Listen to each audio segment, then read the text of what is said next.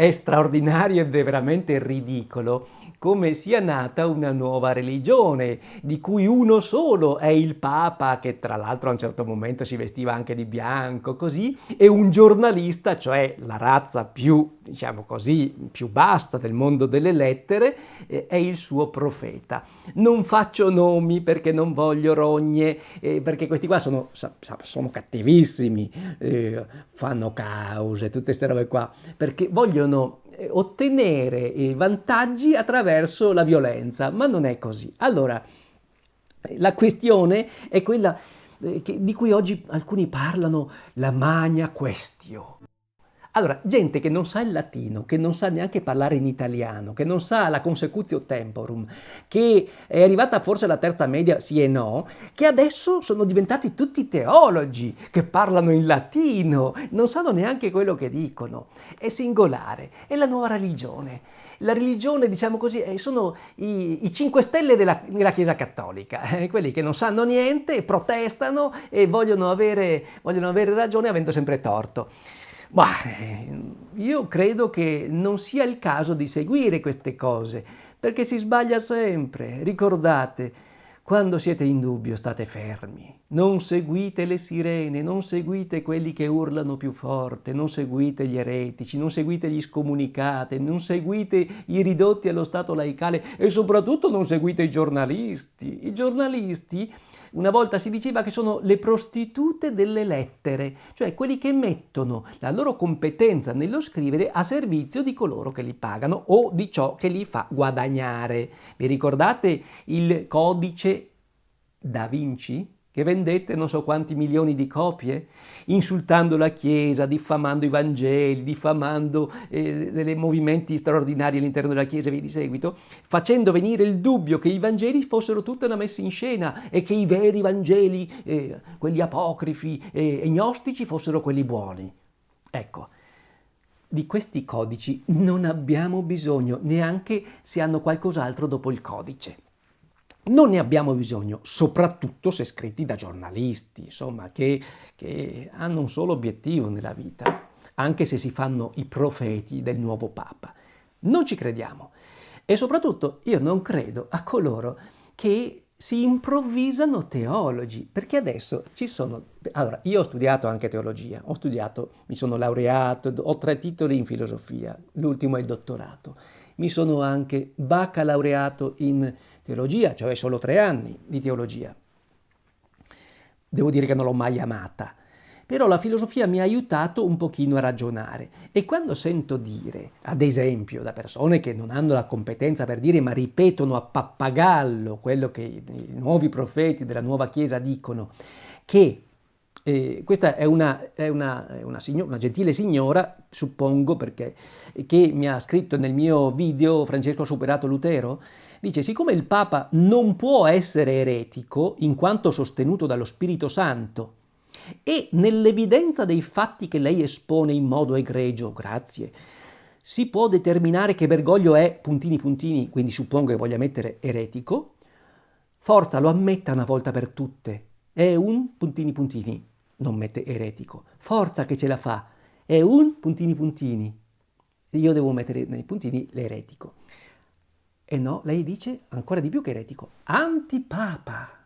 Però, allora, io dovrei dire quello che c'è nella sua testolina e che c'è perché gliel'ha messo dentro qualcun altro, uno scomunicato magari, che Papa Francesco sarebbe un antipapa secondo loro. Quindi non assistito dallo Spirito Santo, perché Benedetto XVI è ancora il vero Papa regnante, non avendo rinunciato al munus petrino. Che cos'è il munus? Probabilmente fino al giorno prima la maggior parte delle persone che sentono questa parola pensano che sia, che so, una specie di bovino che muggisce, non una parola latina che significa la funzione, il compito e via di seguito. No, il munus di Pietro, no. Non lo hanno mai saputo, ma adesso sono tutti gran teologi. Ma finitela, ma fate il vostro mestiere. Sei una casalinga, fai la casalinga. è un mestiere santo e onorevole per il quale tu puoi andare in paradiso, amando, servendo e onorando tuo marito e i tuoi figli, o tua moglie e i tuoi figli, nel tuo lavoro, in quello che sia, ma non fare il teologo che non lo sei, che sei un'altra cosa, che hai studiato altre cose, che hai altre competenze. Non usare termini che hai imparaticchio di qua e di là da qualche cialtroncello che si improvvisa. No, lascia perdere, magari anche titolato, ma che è stato sbattuto giustamente fuori. No. A questa cara amica, peraltro gentile devo dirlo, ho risposto, lei sta cercando di fare un sillogismo. Che cos'è un sillogismo? Il sillogismo è un modo per arrivare a una conoscenza ulteriore partendo da delle conoscenze inferiori. Un esempio che fa Aristotele è: ogni animale è mortale, l'uomo è un animale, conseguenza l'uomo è mortale. Capito? Siccome tutti gli animali sono mortali e l'uomo è anche animale, allora l'uomo è mortale. Siamo arrivati, date le due premesse, la maggiore e la minore, siamo arrivati a una conseguenza che non conoscevamo prima, attraverso questo che si chiama sillogismo. Allora, ho risposto a questa cara amica dicendo che lei sta cercando di fare un sillogismo per arrivare a una conseguenza, ma il problema è che la premessa minore è sbagliata e perciò la conseguenza è erronea. Il fatto che il Papa o chi altri sia assistito dallo Spirito Santo non lo rende né impeccabile né sempre infallibile. Sappiamo che la Chiesa insegna che l'infallibilità papale è limitata a quando il Papa ex cattedra, cioè in maniera formale, dice: in questo momento io vi parlo dalla cattedra di Pietro in materia o di fede o di morale. Quindi quello che dico è infallibile. Questo l'ha fatto, ad esempio, Papa Paolo VI con la Humanae Vitae. E ha detto che il rapporto coniugale non può scindere la dimensione procreativa e la dimensione unitiva. E quindi la contraccezione è assolutamente contraria alla volontà di Dio. E lui lo ha dichiarato in maniera formale ex cattedra Petri, e quindi quella è verità di fede. E quelli che ancora adesso insistono a dire no, ma la contraccezione va bene, ma qua, ma là, ma su, ma giù, sbagliano, è inutile, non è così. Oppure ancora quando Giovanni Paolo II ha dichiarato ex cattedra che il sacerdozio per le donne non se ne parla, non esiste, non c'è mai stato né mai ci sarà, perché non è la volontà di Dio, non è il progetto di Cristo.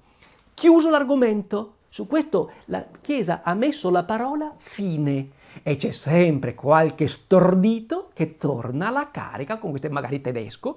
I tedeschi in questo sono speciali, che non si sa come mai, forse perché hanno le valchirie e gli uomini sono poco dotati di virilità, forse è un'ipotesi mia e non lo so, poi magari non è così dappertutto, come sempre.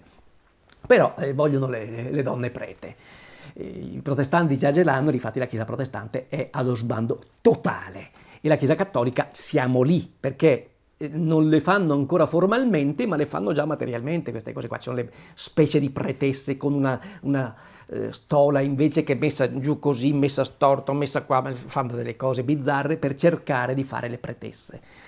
Sono fuori di testa completi, perché non si fidano se non della propria piccola testolina bacata, dimenticando, uno, che dovrebbero studiare, numero due, che per fare un sillogismo bisogna saperlo fare.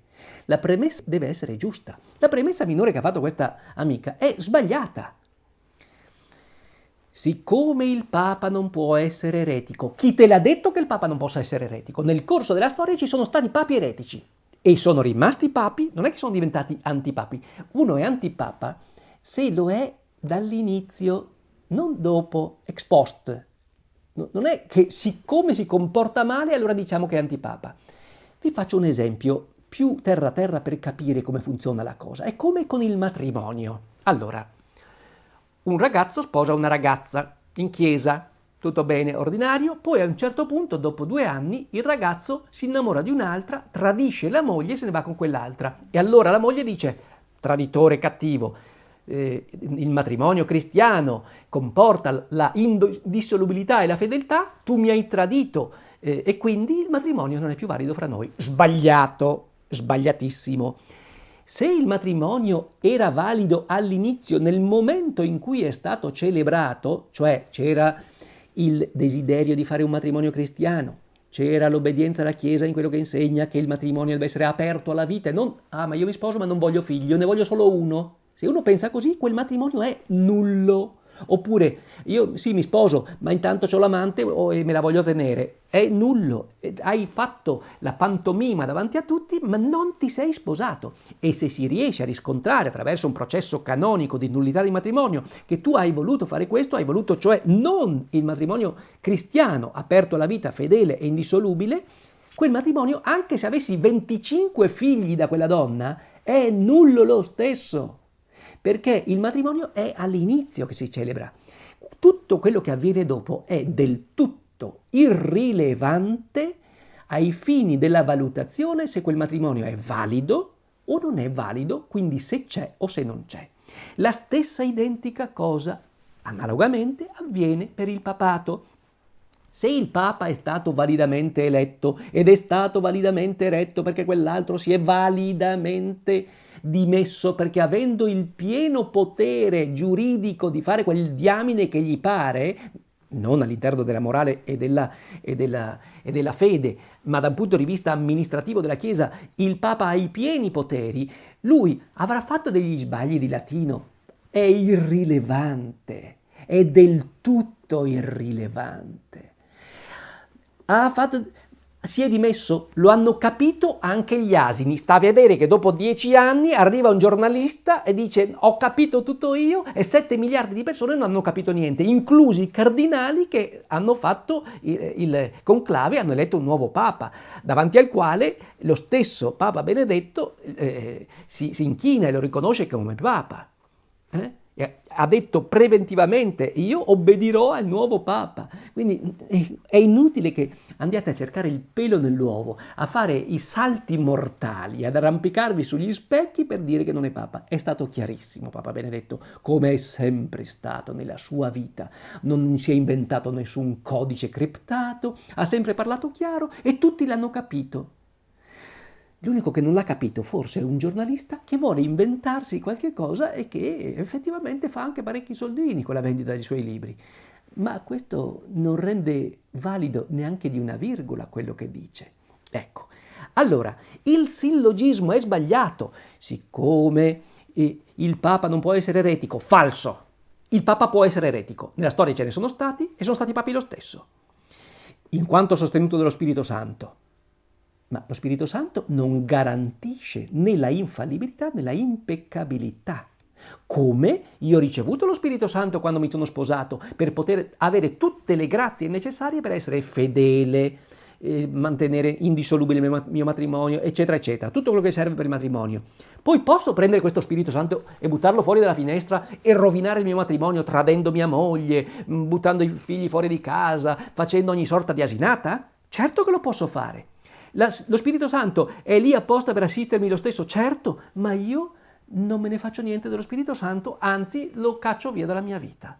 Allora, lo Spirito Santo, vedete, non è una cosa che c'è e ti obbliga, no, lo Spirito Santo è l'amore di Dio e quindi non è garanzia di perfezione, è una grazia che tutti noi dobbiamo cogliere e anche il Papa deve cogliere quella grazia. Può anche fare a meno di cogliere e buttarla via. Certo che può, perché anche lui è un uomo, perché è peccabile, perché è perfettibile, perché si deve confessare, perché si deve pentire, perché deve essere perdonato anche lui. Quante volte? Tante volte. Come tutti noi, perché è un uomo, non è confermato in grazia. La grazia va sempre conservata. Saremo confermati in grazia quando saremo in paradiso? Prima nessuno, no. Ad eccezione di 2 persone, Gesù e la Vergine Maria, gli altri no. Quindi allora, premessa sbagliata, il Papa non può essere eretico in quanto sostenuto dallo Spirito Santo, è una premessa sbagliata. Quindi, siccome il Papa dice delle eresie e fa delle cose sbagliate, allora è un antipapa. Manca la premessa minore nel sillogismo e tira subito la conseguenza, allora è un antipapa. No, ha fatto un sillogismo zoppo perché gli manca una delle premesse. Due, con la premessa, l'unica premessa sbagliata, la conseguenza evidentemente non può che essere sbagliata. E questo non significa che io approvi in tutto e per tutto quello che fa l'attuale pontefice. Io ne avrei da dire molte di più di voi rispetto a tante cose di cui non condivido nemmeno una virgola, ma questo non significa che non sia Papa, questo non significa che io non sia in comunione gerarchica con lui. Lui è il Papa. Se dice tu sei vescovo mi è venuto il nuovo vescovo qui a Verona, ringraziando Dio, uno nuovo, speriamo che sia buono, io riconosco il nuovo vescovo come mio vescovo, come vescovo della diocesi di Verona. E chi me l'ha mandato? Me l'ha mandato il Papa. Allora, no, allora, siccome l'ha fatto Papa Francesco, qualcuno direbbe, allora non è vescovo qua della diocesi. Finitela, pagliacci, ma finitela. Volete farvi la vostra chiesucola per conto vostro? Va benissimo, andate. Ma non venite a inquinare anche la Chiesa di Cristo. Fatevi la Chiesa vostra, la vostra piccola Chiesa, e fatevela, raccontatevela e cantatevela per conto vostro.